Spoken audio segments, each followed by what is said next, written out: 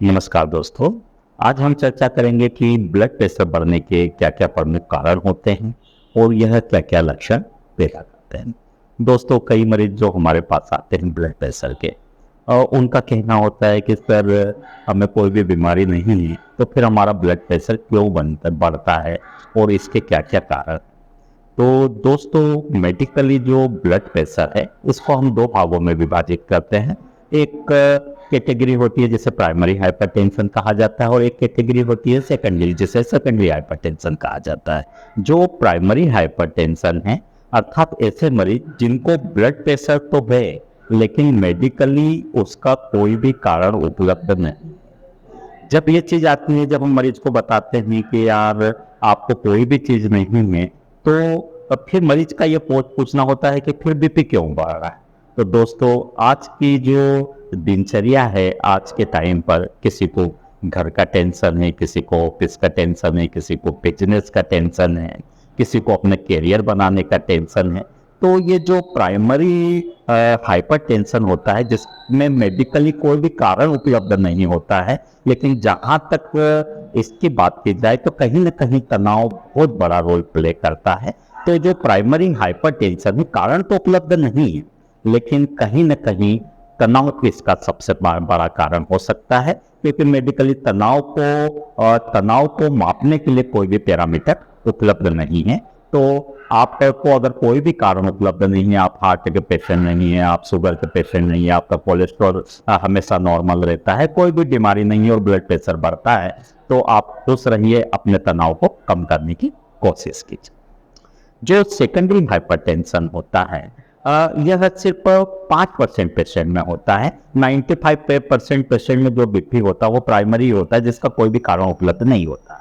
Secondary hypertension होता है, यह सिर्फ 5 से 7% पेशेंट में होता है। और इन जो 5 से 7% पेशेंट होते हैं, इसमें भी जो आपका लाइफ रूटीन होता है वो बहुत ही महत्वपूर्ण होता है। यदि आप स्मोकिंग करते हैं, यदि आप अल्कोहल का यूज ज़्यादा करते हैं, यदि आप नमक ज़्यादा लेते हैं, डेली 5 ग्राम से ज़्यादा नमक लेते हैं, कोई भी एक्सरसाइज नहीं करते हैं, तो दोस्तों आप ब्लड प्रेशर की कैटेगरी में हैं। अगर आप शुगर के मरीज हैं, आपका कोलेस्ट्रॉल बढ़ा हुआ रहता है, आप सामान्य की अपेक्षा ज़्यादा मोटे हैं, आपको हार्ट का बीमारी है, किडनी का बीमारी है, ब्रेन का बीमारी है, कोई एंडोक्राइनोलॉजिकल डिसीज है, या फिर फैमिली में किसी को हार्ट का प्रॉब्लम हो, आपको फैमिली की हिस्ट्री लकवे की रही हो, या फिर फैमिली में मम्मी पापा या कहीं को बार बार ब्लड प्रेशर की हिस्ट्री रही हो, तो फिर ये जो कारण है यह सेकेंडरी हाइपरटेंशन में आते हैं।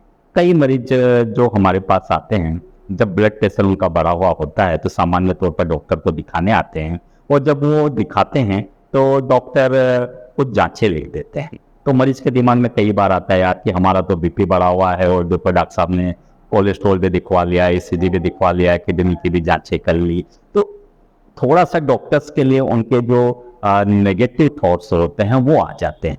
लेकिन दोस्तों, जो 5 से 7% कारण है ब्लड प्रेशर का, वो कहीं ना कहीं डिसीज होती है, कहीं न कहीं कोलेस्ट्रॉल का बढ़ा होना, शुगर का बढ़ा होना, हार्ट की डिसीज, किडनी की डिसीज, ये सब जुड़ी हुई होती है, जिसके कारण भी बीपी बढ़ सकता है।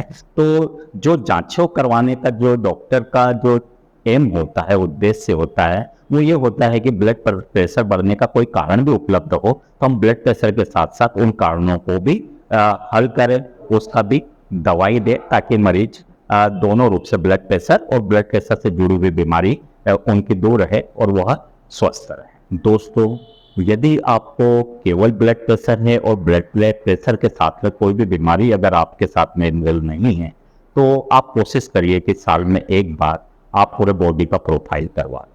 यदि आपको ब्लड प्रेशर है और ब्लड प्रेशर के साथ में कोई बीमारी भी जैसे किडनी का, हार्ट का, कोलेस्ट्रॉल हो या फिर शुगर हो, तो आप 6 मंथ में कोशिश करिए कि एक बार पूरी बॉडी का आप प्रोफाइल करवा लें, और उस प्रोफाइल में जिस बीमारी से भी संबंधित बीमारी कोई निकलती है तो आप उसका हर मंथ उस स्पेसिफिक बीमारी का भी जांच करवाते रहें, ताकि आपका ब्लड प्रेशर भी ठीक रहे और वो जो बीमारी इन्वॉल्व है वो बीमारी पर भी आपकी नज़र और आपके डॉक्टर की नज़र है। दोस्तों, आज की चर्चा का जो हमारा जो दूसरा प्रमुख बिंदु है कि ब्लड प्रेशर बढ़ता है तो वह क्या क्या लक्षण पैदा करता है।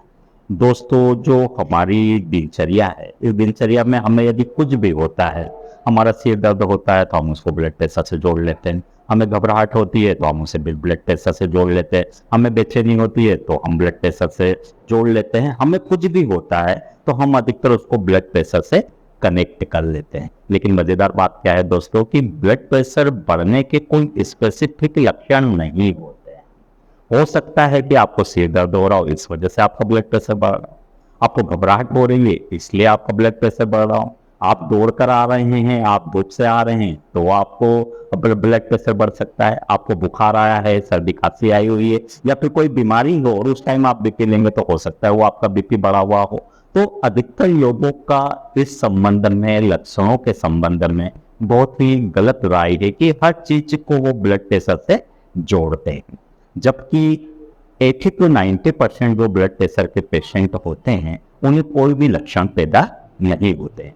कई मरीज तो हम लोगों के पास आते हैं कि हमें घुटनों में दर्द हो रहा है, हमें आपका पीठ में दर्द हो रहा है, और इसलिए वो आते हैं और पता चलता है कि उनका बीपी कई बार 180 या 200 से ऊपर भी होता है और उन्हें पता ही नहीं होता है। तो कुल कहने की बात यह है कि 80 to 90% जो बीपी के मरीज होते हैं उनमें कोई भी लक्षण उपलब्ध नहीं होते हैं, और अगर लक्षण है भी तो ये मान के चलिए कि उनका ब्लड प्रेशर कम से कम 160 को क्रॉस करेगा या 180 से ज्यादा क्रॉस करेगा। अब बात आती है कि अगर लक्षण है तो वह क्या क्या लक्षण पैदा कर सकता है। यदि आपका बीपी 180 या उससे अधिक आ रहा है तो यह आपके ब्रेन में सूजन पैदा कर सकते हैं जिसे एडिमा बोलते हैं। उसके कारण से आपको सर में भारीपन लग सकता है, चक्कर आ सकते हैं, आपका जो नजर है वो धुंधलाहट हो सकती है जिसे ब्लड विजन बोला जाता है। तो यह लक्षण यह पैदा कर सकता है। कई बार जो ब्लड प्रेशर अधिक होता है तो हमें सीने में भारीपन भी लगता है, लेकिन यदि अभी आपकी हार्ट की नलियों में ब्लॉकेज है और आपका बीपी बढ़ा है तो वह जो नसें होती है उन पर वो दबाव बनता है जिसके कारण से यह आपको सीने में भारीपन या हल्का सा दर्द हो सकता है, लेकिन यह एंजाइना के कारण होता है। कई बार सांस लेने में तकलीफ भी आती है। तो कई बार जो डायस्टोलिक हार्ट फेलियर वाली कंडीशन होती है उसमें जो पानी होता है वो लंग में चला जाता है जिसके कारण से आपको सांस लेने में तकलीफ भी हो सकती है। कई पेशेंट ऐसे होते हैं जिनमें दिल की गति जो होती है, धड़कन होती है, वो असामान्य हो जाती है। कई मरीज ये भी बोलते हैं कि सर हमको थोड़ा सा दिल की धड़कन सुनाई देती है। तो यह उस कंडीशन में होता है कि यदि बीपी बढ़ा है तो स्ट्रेस हार्मोन का जो होता है वो अपना रोल प्ले करता है, और कई बार इस स्ट्रेस हार्मोन के कारण से यह लक्षण पैदा होते हैं। कई पेशेंट होते हैं जो वीकनेस का प्रॉब्लम बताते हैं, लेकिन यह भी ब्लड प्रेशर का कोई स्पेसिफिक लक्षण नहीं है। कई बीमारियां होती है जिसमें कमजोरी लग सकती है, कई लोगों को पांवों में सूजन भी आती है, लेकिन यह भी इसका स्पेसिफिक लक्षण नहीं है, क्योंकि कई हार्ट और किडनी के पेशेंट होते हैं जिनमें यह पांवों की सूजन आ सकती है। अगर आपका हेल्थ ज्यादा है तो भी हो सकती है, खून की कमी है तो भी पांवों में सूजन होती है। तो ब्लड प्रेशर के जो अधिकतर पेशेंट है, 80 to 90% पेशेंट है, उसमें यह किसी भी तरह के लक्षण पैदा नहीं करता है। और यदि कोई लक्षण पैदा भी हो रहे तो ये मान के चलिए कि बीपी 180 या उससे अधिक होगा। हाँ, कई बार बीपी बहुत हाई है और अनकंट्रोल हो तो यह ब्रेन को भी डैमेज करता है, यह हार्ट को भी डैमेज करता है, या किडनी को भी डैमेज करता है। दोस्तों, यदि आमतौर पर आपको लगता है कि आपको ब्लड प्रेशर नहीं है, लेकिन कुछ भी कारण यदि आपको हो, जैसे सिर दर्द हो रहा है, घबराहट हो रहा है, और उस दौरान यदि आपका ब्लड प्रेशर बढ़ा हुआ आ रहा है, तो आप उसे ब्लड प्रेशर की बीमारी मानकर ना चलें। जब आप सामान्य हो, जब आपको किसी भी प्रकार की तकलीफ ना हो, तो ऐसी कंडीशन में आप 3 दिन तक ब्लड प्रेशर की रीडिंग लीजिए। यदि वो 130-80 से ऊपर है तो अपने डॉक्टर से कंसल्ट करिए। दोस्तों, कुछ मरीज ऐसे भी होते हैं जो बहुत ही मजेदार बातें अपने डॉक्टर को बताते हैं।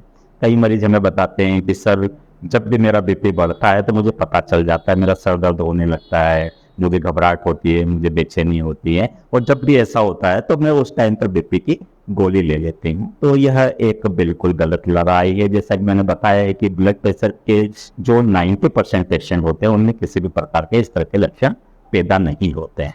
तो आपको कोई भी लक्षण नहीं है, लेकिन आपको बीपी हो सकता है। इसलिए जब भी आपको, अगर बीपी आपने लिया है या फिर आपके डॉक्टर ने आपको बीपी बताया है, तो उसका 3 बार का रीडिंग आप जरूर लें, और उस अनुसार अगर आपको बीपी है तो आप लक्षण आने का इंतजार नहीं करें कि मुझे सिर दर्द हो रहा है, घबराहट हो रहा है, बेचैनी हो रहा है तो भी मैं इसकी दवाई लूं। अगर आपको ब्लड प्रेशर है तो आप उसकी लगातार दवाइयां लेते रहें। मेरी यह भी रिक्वेस्ट है कि ब्लड प्रेशर के लिए ऐसे व्यक्ति जिनको ब्लड प्रेशर नहीं है वो कम से कम मंथ में एक बार बिल्कुल जब आराम से हो अपना बीपी जरूर देखें। और ऐसे मरीज जिनको ब्लड प्रेशर की मेडिसिन चल रही है उन्हें बार बार भी हर दिन भी 2-3 बार ब्लड प्रेशर देखने की जरूरत नहीं है, लेकिन बार बार देखने से कहीं ना कहीं स्ट्रेस हार्मोन रिलीज होते हैं और वो कहीं ना कहीं बीपी के पेशेंट तो आप है ही और बीपी को बढ़ा कर देता है। तो आप कोशिश करिए कि 7 दिन में अगर आप बीपी के पेशेंट हैं तो बिल्कुल रिलैक्स होकर 7 दिन में एक बार अपना बीपी जरूर चेक करें। आप खुश रहें, आप स्वस्थ रहें। बहुत बहुत धन्यवाद।